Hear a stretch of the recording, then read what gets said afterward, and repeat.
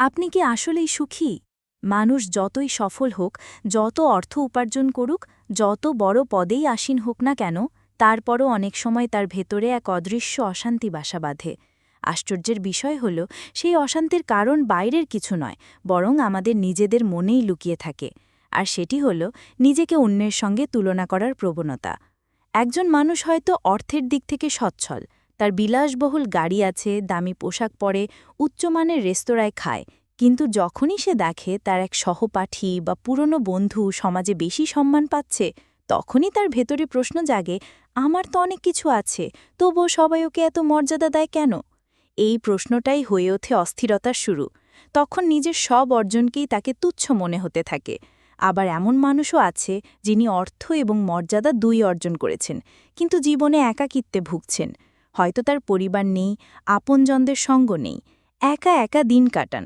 বাইরে থেকে সবাই তাকে সফল বলে মনে করে, কিন্তু এক জন্মদিনের পার্টিতে গিয়ে কোনো বন্ধুর সন্তানের হাসি দেখে কিংবা পরিবারের হাসিখুশি পরিবেশ দেখে তার মনে হঠাৎ করে একটা হাহাকার জেগে ওঠে। আমার সব কিছুই আছে, কিন্তু আমি তো একা। তারপর শুরু হয় নিজের জীবন নিয়ে অনুশোচনা, আফসোস। আর এভাবেই ধীরে ধীরে জীবনের আসল আনন্দটি হারিয়ে যায়। এই তুলনা করার অভ্যাস আমাদের এতটাই গ্রাস করে যে আমরা নিজেদের জীবনকে আর স্বাভাবিকভাবে উপভোগ করতে পারি না। আমরা সবসময় ভাবি, আমার কাছে আছে এটা, কিন্তু ওর মতো ওটা নেই কেন? এই কেন নেই প্রশ্নটাই আমাদের সুখী হতে দেয় না।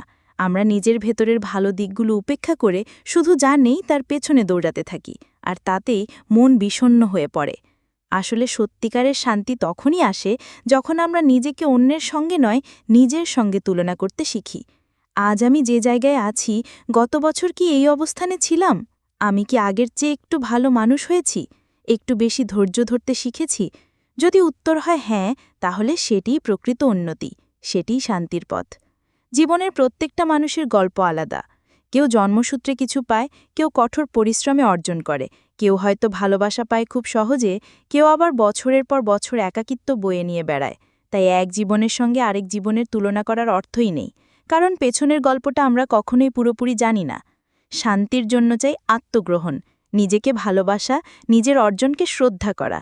যদি আমরা প্রতিদিন নিজেকে একটু একটু করে গড়তে থাকি, নিজের মধ্যে শান্তি খুঁজে নিই, তাহলে বাইরের তুলনা আমাদের আর কাবু করতে পারবে না।